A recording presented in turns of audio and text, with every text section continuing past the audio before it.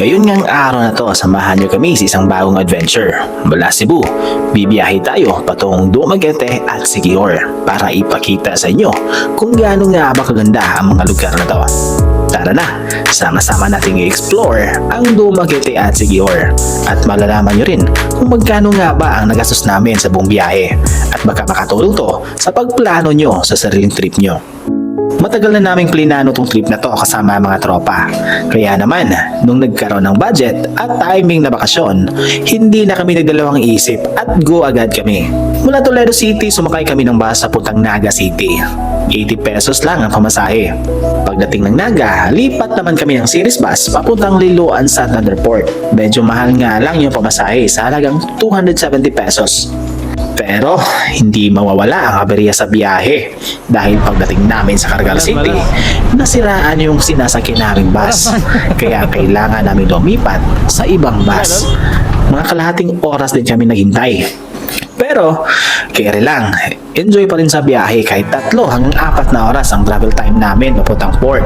Masaya pa rin dahil bonding time to kasama mga tropa.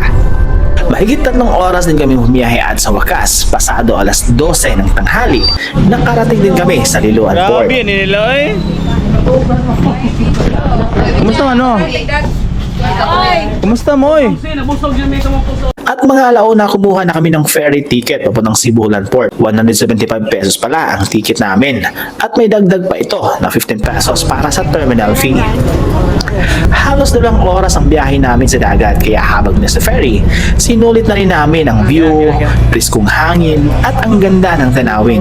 Sakto para makapagpahinga sandali. Pagdating namin sa Sibulan Port, bumiyahe ulit kami papuntang Crisfields Lodge kung saan kami mag-stay habang nasa Dumaguete kami.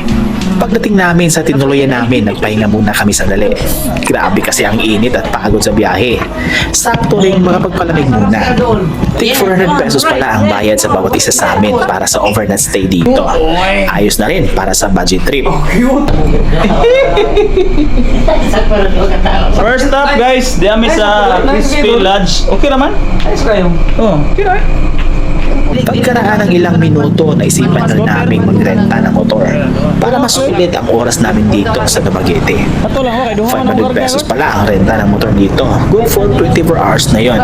Kaya sulit talaga. Hindi na kami nag-aksaya ng oras. Mag-aalas 4 na nun. Kaya agad na aming pinuntahan ng isa sa mga must-visit spots dito sa Negros. Ang The Forest Camp na matatagpuan dito sa Valencia. Halos kalahating oras din ang biyahe papunta ron, pero sulit ang pagod. Pagdating pa lang namin, wow, nakakabangha talaga ang lugar. Sobrang ganda ng tanawin, malamig ang tubig, at ramdam mo talaga ang relaxing vibes. Parang binura lahat ang pagod namin mula sa mainit at mahabang biyahe. Trivia lang guys, ang Valencia ay kilala bilang Little Baguio ng Negros Oriental dahil sa malamig nitong klima at matataas na lugar. Isa rin ito sa mga paboritong weekend getaway ng mga taga Dumaguete.